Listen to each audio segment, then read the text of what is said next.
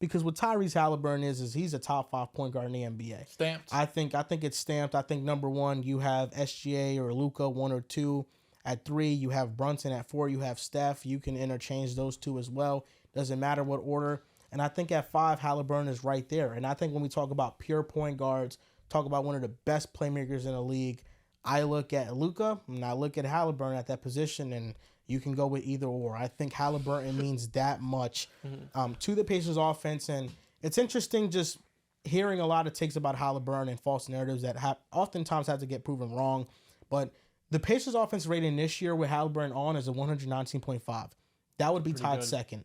Their offense rating with him off is 111.5. That would fall to 21st. Last year, it was 123.5 when he was on, 118.9 when he was off. So their offense, even when he was off, stayed relatively great, even when he's off. But that was 1 year, because the year before, it was 118.3 with him on, 111.3 with him off. And the year before that, his first year in Indiana, 117.5 with him on, 111.9 with him off. So that's a 3 or 4 year sample size that we have of Haliburton when he's on the court for Indiana's offense is an elite level unit. And when he's off, they fall off to bottom 10 offense in the NBA. And you look at all of his advanced metrics across the league, 5.9 assist turnover ratio in the playoffs right now, 31 assist points created, on pace for the most per game in the playoffs in history. He's 4th in assists per game in the playoffs. And then for the season, he was 10th in EPM, 4th in offensive EPM, only behind Nikola Jokic, Giannis, and SGA. This is the type of offensive impact we're talking about with Haliburton. And he was 1st in assist to turnover ratio. And over the last 3 years, he's been top 10. All the advanced stats point to it. The PER numbers point to it. He was 3rd in PER amongst point guards, only behind Luka and SGA. Like, all the advanced metrics point to him being one of the most and very impactful players in the league right now. And I think in the playoffs, he's played at a different level, much better than he played last year.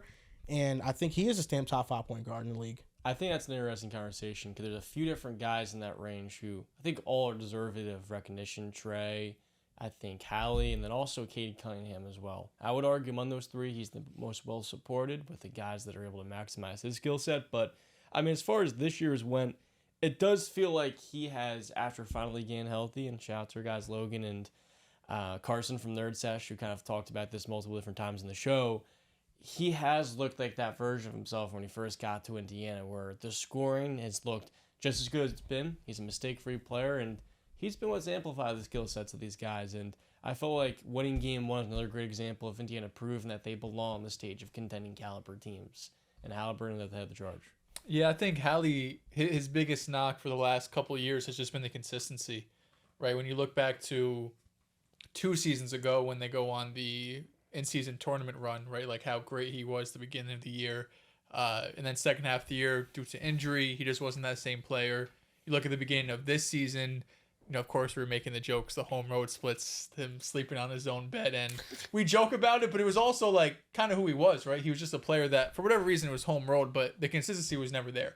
He would have some games where he looked like a top 5 point guard, and he looked like, you know, an all-NBA level player.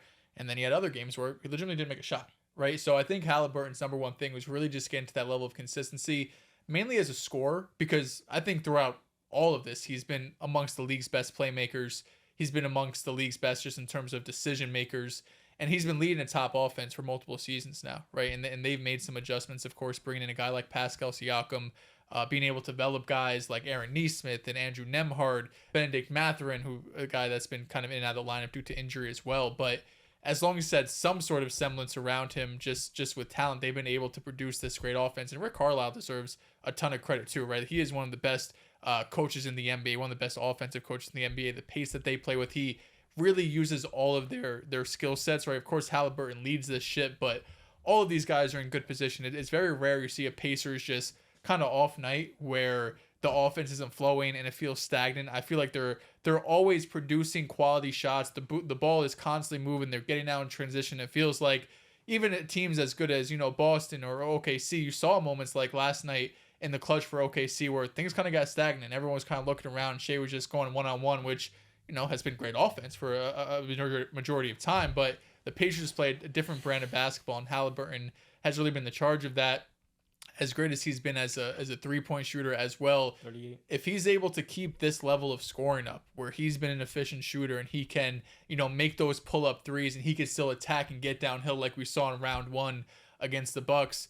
Right now, as we stand, he's a top 5 point guard. I think he stamped himself after that first round playoffs and how he finished the regular season. Over Ja.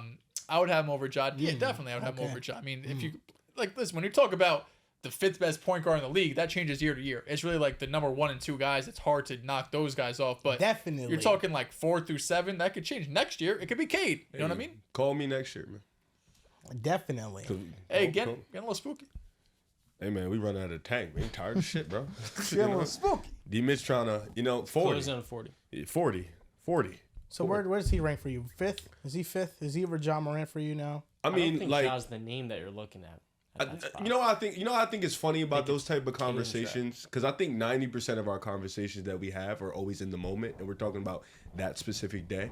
And then people love to get a pile of information after, and then talk about it later, and then be like, "Yeah, this information after I said it that day is the reason why I was right." You bring up Ja. We were talking about it that day. A lot has changed that day. A year ago. Yeah.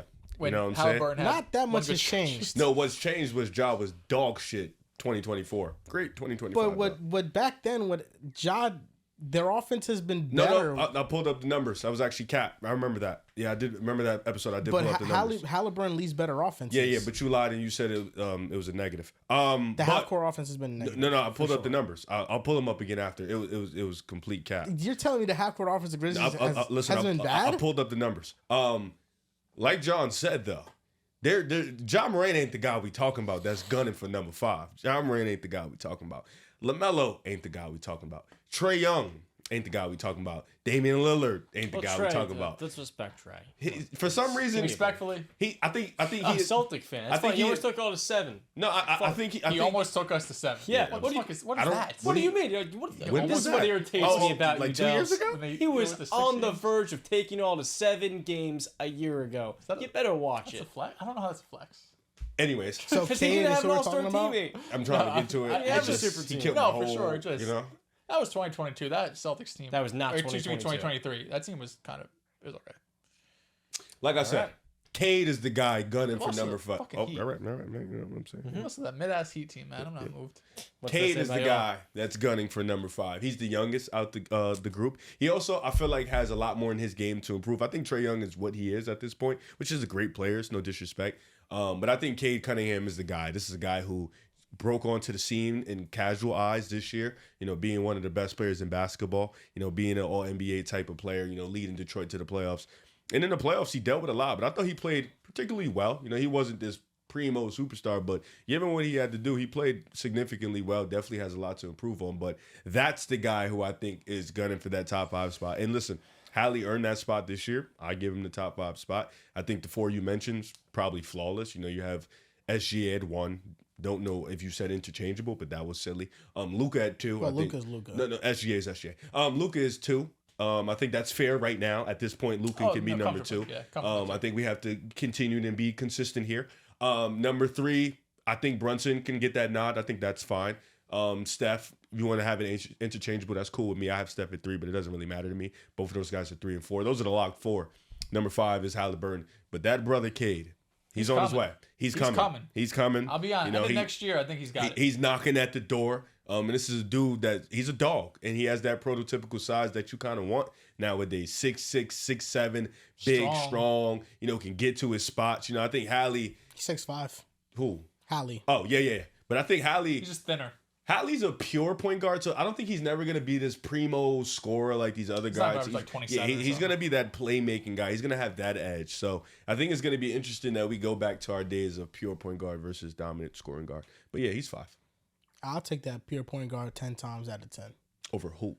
Over outside of the mega stars that are also premier playmakers and elite playmakers like Luka, and I think SGA, not a great passer playmaker, but he's much improved in that department, and just his scoring gravity gives him that nod.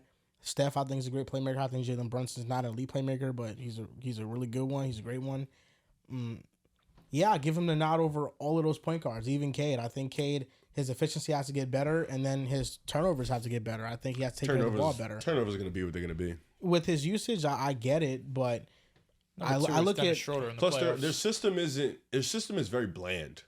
So it's like very much of the consistent same things. I mean, like I look at Trey, and I just feel like Trey has just been inefficient for years now. At 6 this feet. point, this is who he is. He doesn't finish around the basket well. Yeah. He doesn't shoot the three ball well. Takes terrible shots. Yeah. So it's just for Trey, you're dealing with a bunch of shot selection. Yeah, he makes guys better. He's a wizard with his passing, but he also has the ball like 99% of the time, and nobody's able to really play off of him. He has to make decisions all the time, and I just think that play style really isn't going to fit around many other star players like Haliburton can. And then the John Morant factor, I mean, the lack of a jump shot is what worries Hey, me you saw about the him. mid-range. Yeah, I guess it improved a little bit. And then, 3-point. I just think the year that their 3-point? offense was the best is the year that it featured him the least. I think that's something that you got to worry about as well. Wait, what? I think Ja's. That's a lie.